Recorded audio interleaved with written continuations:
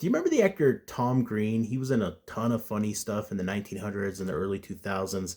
But I heard a story about the way he acted, his attitude and behavior when critics just completely tore apart one of his films, and it told me a lot about what kind of guy he actually is in real life. See, back in the early 2000s, Tom Green was everywhere. He had TV fame, shock comedy, pushing boundaries harder than almost anyone. Then he made this film called Freddy Got and it got absolutely destroyed. See, critics didn't just not like it, they hated it. It won multiple Razzie Awards, including Worst Actor and Worst Director. Most people would have disappeared after something like that. But instead of hiding, Tom actually showed up in person at the Razzie Awards.